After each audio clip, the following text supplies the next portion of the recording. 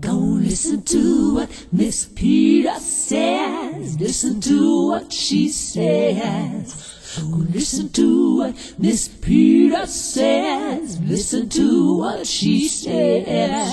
Hello everyone, it's Peta here from FACEROBICS. Thank you for coming by and having a look at the video this Friday. I really do appreciate it, and I hope it is something that's going to help you. Okay, today we're going to be working on the eye area, but specifically, I'll get my little pointer, the inner eye area.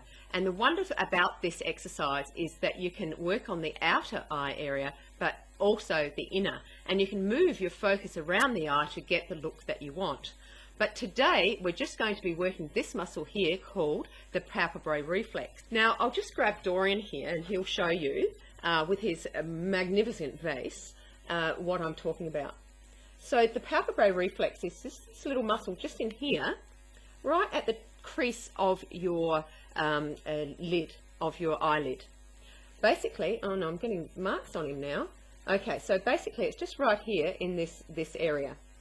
It's called the palpebral reflex. We are not going to be activating the orbicularis oculi today. We want to not work that muscle just yet. This exercise is just concentrating on the eyelids. Now I'm going to do another exercise probably in a few weeks to help you with the rest of the eye, but for purposes of building your confidence with this exercise, we're just going to be working the eyelids today. Now, there are going to be a few caveats on this exercise, so I really would like you to listen and hear what I'm saying about the pitfalls and mistakes that you can make with this exercise. I've been doing this exercise for quite a long time now. I reckon it's about 18 months I've been doing it. And as you can see around my eyes, I have very little bagging. And that's because I know this exercise backwards. I could do it anywhere, anytime, I just know it backwards, okay? And it is a very strong exercise for all the muscles around your eye. Now up here, there's a little eye information icon.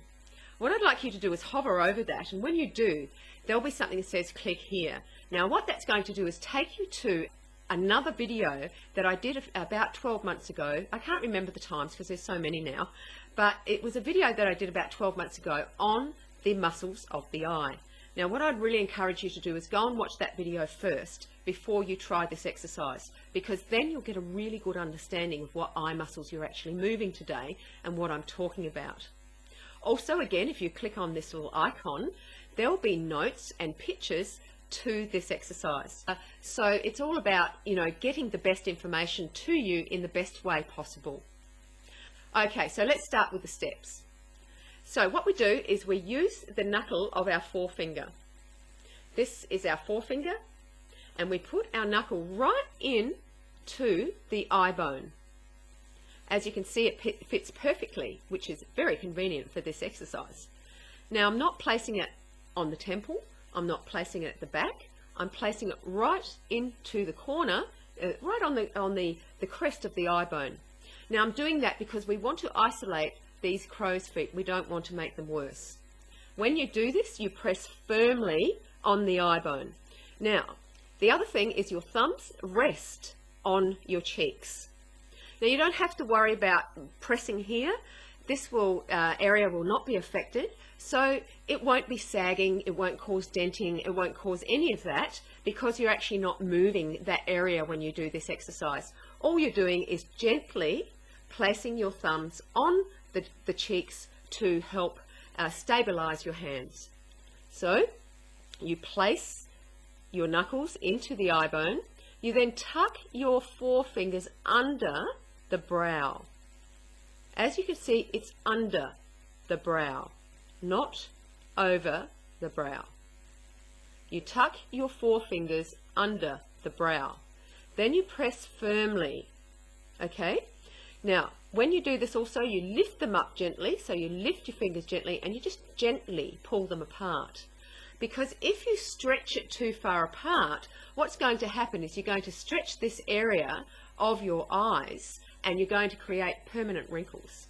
So, danger point. Do not stretch your skin too far apart. And you will know if you're stretching it too far apart because the resistance starts to really pull and it even starts to sting. And even on top of that, the next day it's still stinging from the stretching apart and pulling too hard on it. So I know this because, as I've said, I've been doing this exercise for a long time. I've done all the wrong things with this exercise, and now I know how to do it perfectly. So we're up to placing our forefingers under the brow and pressing, lifting, and just pulling apart a little bit. Then you look straight ahead. This is the first part. There are 3 parts. The 3 parts are you look ahead, you look up, and you look down. And then you squeeze and hold for the lactic burn. So the first part, you're looking straight ahead. You then close just your eyelids. As you close them, you try to squeeze them.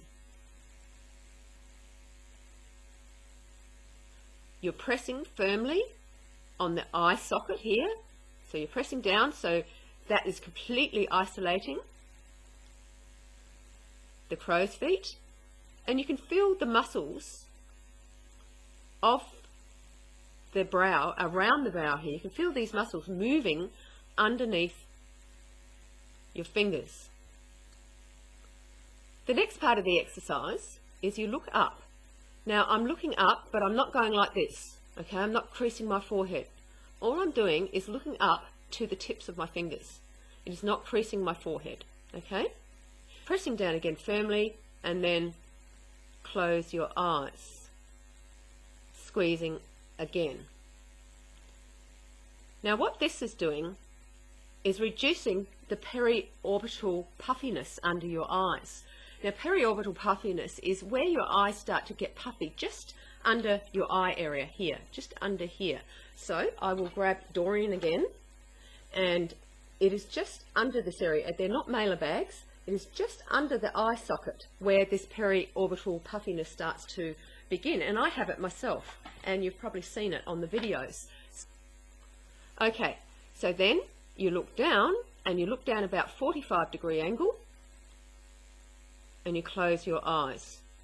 Now this is where you run the danger of squeezing your eyes too much here.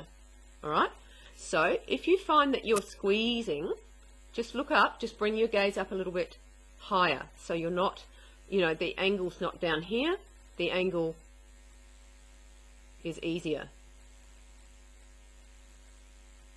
You'll need to practice this. Now this is not an easy exercise, okay? And it is your eyes are a very delicate skin, very delicate area, so you need to be very careful with this exercise.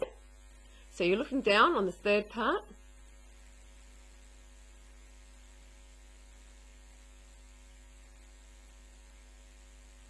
Now mine are moving it because I've got I've been doing it for a long time, but your eyes should not be moving. You're just closing them.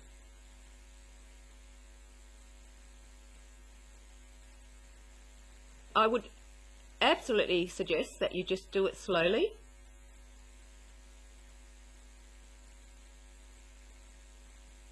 So when you do your 50 repetitions there, look straight ahead, close your eyes and squeeze just your eyelids. You're not squeezing the orbicularis oculi, you are just squeezing and closing your eyelids. Do that, hold and freeze for the lactic burn for 20 seconds, and then release. Okay, when you look at the mirror, your eyes will start to look more open, your eyes will start to lift. Now also, I really want you to manage your expectation on this exercise. If you are someone that has chronic eye bagging, please do not think this is going to be fixed up in 3 weeks. It's not. You need to work at it, all right? And you need to do this exercise properly. Okay, I really need you to hear me say that.